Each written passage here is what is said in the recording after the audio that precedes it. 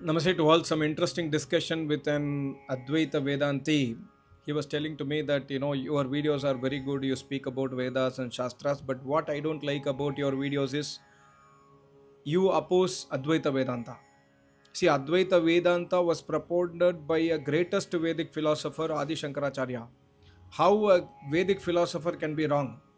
So whatever he spoke was based on Vedas. That's why Advaita Vedanta you must accept. He was telling me. And I asked him that, are you sure that it was propounded by Adi Shankaracharya? He said, yes, that is what all the monasteries are saying even today, that it is propounded by Adi Shankaracharya. Then I asked him, okay, if you find out that Adi Shankaracharya did not, promote such Advaita Vedanta, what you will do? And second question I asked him that if you find out that, okay, this is from Adi Shankaracharya, but Adi Shankaracharya told something against Vedas, then what you will do? And he said, no, that is not possible at all. Advaita Vedanta says everything is Parabrahman. There is only one reality. This universe is not. That Parabrahman is. That Almighty God is, and this universe is an appearance in the consciousness. This universe appears to us as a duality because of Maya. Because you experience this world, that means you are in Maya. The moment Maya is removed by Jnana, this world will disappear. In fact, you will realize that you are that Parabrahman. This kind of concept Advaita Vedanta says, which contradicts Vedas. I quoted him several Ved mantras. I said that, see, Vedas says, Isha Vasyam Idam Sarvam Yatkincha Jagatyam Jagat.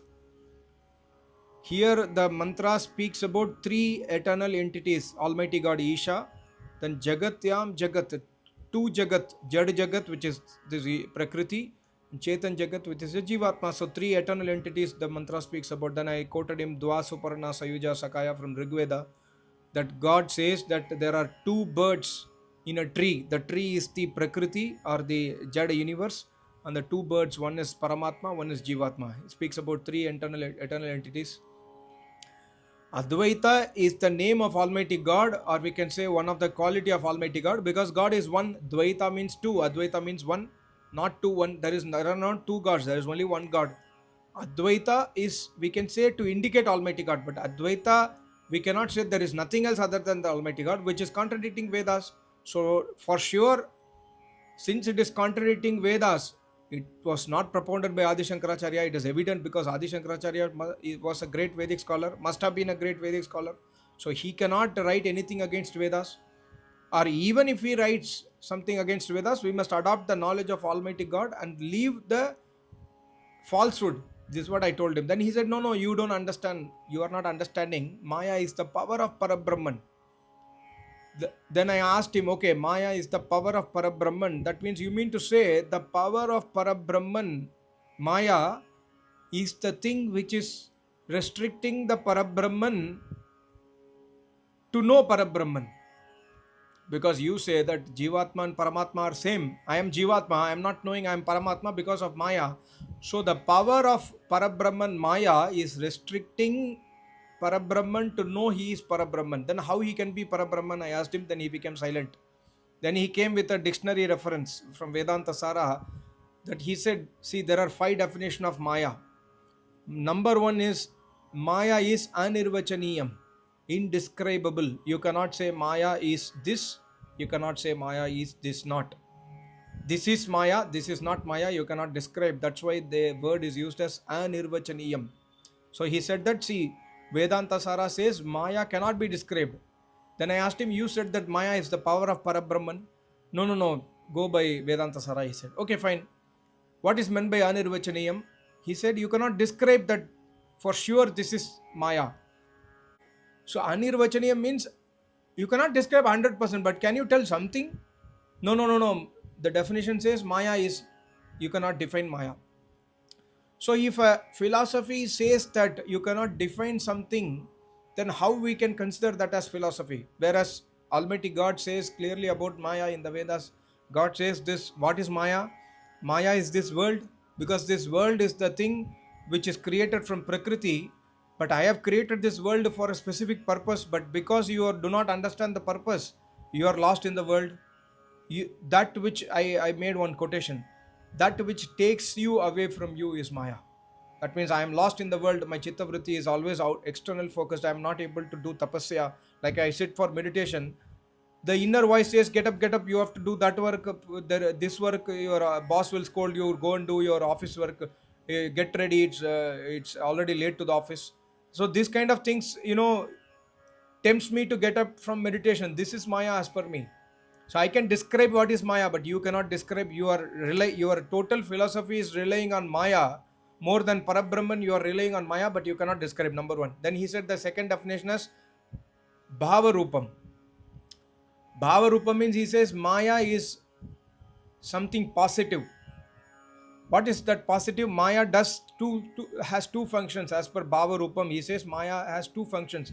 What are those two functions? He says number one function is Avarana. The other function is Vikshepa. Avarana means we can say cover.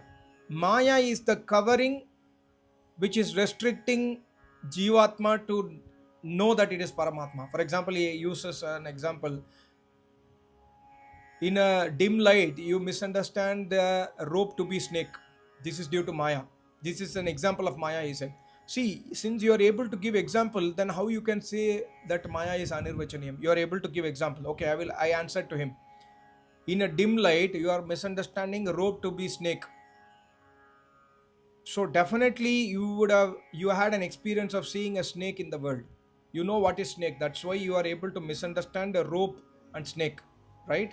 Advaita says that there is nothing called as snake separately. Snake is a separate entity which is living in the universe. You do not see an elephant in the rope. Why? Because the form of the rope and the form of the snake is similar, so you are misunderstanding rope and snake. So where is Maya coming here? I am saying from my point of view, from Siddhanta, from the Vedic Siddhanta, I am saying that a snake is a creation by Almighty God. Snake body resembles a rope. That's why you are misunderstanding rope and snake. Why you are bringing Maya here? I asked him. Then he became silent.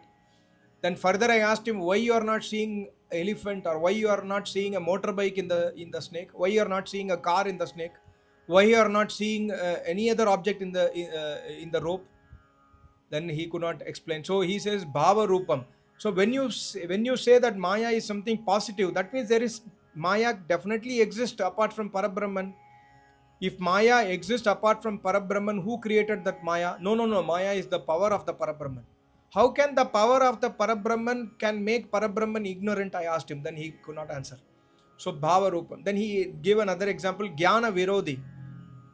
I asked him what is meant by Jnana Virodhi. He says Jnana Virodhi because the moment you attain knowledge, Maya will disappear. Then I asked him what is meant by knowledge. He said knowledge of Upanishads, knowledge of Brahma Sutra, knowledge of Bhagavad Gita, knowledge of Vedanta Sara. If you attain the knowledge, the Maya will disappear. Like, if you see great Swamis like Swami Vivekananda, Ramakrishna Paramahamsa, everyone, they are beyond Maya. They have understood their true nature. Then I asked him what is you said about Upanishad. So I asked him a question. So before the Upanishad was written, nobody was in Maya. Before the Brahma Sutra was written, nobody was in Maya. Before the Vedanta Sara is written 700, 800,000 years back. Before that, nobody was in Maya, or everybody was only in Maya. Nobody attained enlightenment. Then he could not answer. So then I answered, see, Jnana Virodhi means that which is Avidya is called as Avidya is opposite to Vidya. So what is Avidya? Avidya is misunderstanding mortal things to be immortal. Understanding mortal things to be immortal is Avidya. Understanding impure things to be pure is Avidya. This is the definition of Yoga Sutra. This is the definition of Vedas also. Avidyayam mrityum tirtva says God. God says the moment you get the knowledge of Avidya through Vidya, through Vedas, you can win over your death. That means your death or your relative's death will not make you dukh, because you know that nobody will die. So then Jnana means knowledge of Vedas. With Jnane, the Vedas knowledge is called as Jnana. There is no other knowledge as per Almighty God. Then he could not answer. So I said, your Maya's 5 definition, he told 3. The 4th one I asked him, he said, 4th one is, Bhava Rupam Jnana Virodhi Anirvachaniyam Yat Kinchit. Yat Kinchit means, he said, there is a word called Yat Kinchit. Something mysterious. Something mysterious, okay. Tell me who created that something mysterious. No, no, no, we cannot define that. So if you cannot define that, how do you know it is mysterious? How do you know it exists only? He could not answer. Then he put another word very interestingly. Nirvachaniyam. Triguna Atmak. He used the word Triguna Atmak. I asked him, Triguna Atmak, where from you got this word? He said, this is the word which we Advaita Vedantis follows from Sankhya philosophy. Then I asked him, Sankhya philosophy, you Advaita Vedanta, like Swami Sarvapriyananda, in most of his videos he speaks bad about Sankhya. Kapil Muni, Sankhya Darshana, Sankhya philosophy. Then why you are stealing something from Sankhya philosophy? And I asked him, what is Triguna? Triguna means the Raj, Tam, Sat, the unmanifested state of Rajaguna, Tamaguna, Sataguna is called as Prakriti, and Prakriti is defined in Vedic Sutra, in Vedic Darshanas, including in the Vedas, where God says in Rig Veda 10th Mandal 129 Sukta about the Prakriti. So God says about Prakriti as a separate entity which is eternal in nature. God says Prakriti is non-alive, but Prakriti is Swayambhu. Prakriti is not created by Almighty God. So, but you have stolen that Triguna Atmak into Maya, and you are saying that Maya is nothing. Maya cannot be described. But whereas God describes this is Triguna, Prakriti, from Prakriti this universe is created, and this universe is Maya because this universe is, you are lost in the universe. Whereas I created this universe to do tapasya, your human body is needed for tapasya. So I created this Maya so that you can do tapasya with your body, whereas you are getting attracted with other bodies, you are getting attachment with other bodies. This is what Almighty God says in the Vedas, that be detached, have vairagya, have viveka, then do tapasya. You will realize that you are a Jivatma. You will realize that inside Jivatma is Paramatma. You will realize that Prakriti is uncreated. So he has stolen, see, the Vedanta Sara has stolen Sankhya philosophy's Prakriti Triguna Atmak, but they talk against the Sankhya philosophy. Then I said, see, there is no base for your philosophy. Your philosophy itself is baseless, number one. And number two is your philosophy itself proves that there is Advaita is wrong. Advaita means nothing other than Paramatma, Parabrahman. Whereas you are speaking so many five definitions, and you do not know who created this. Whereas you say that this one is taken from Sankhya philosophy. That means you must at least acknowledge that Sankhya is truth. Sankhya philosophy speaks about Purusha Prakriti. Purusha is Jivatma and Paramatma. Purusha means Chetan Tattva. Prakriti means Jada Tattva. Sankhya speaks about Purusha Prakriti, two Tattvas. So you at least you must acknowledge that Prakriti is uncreated.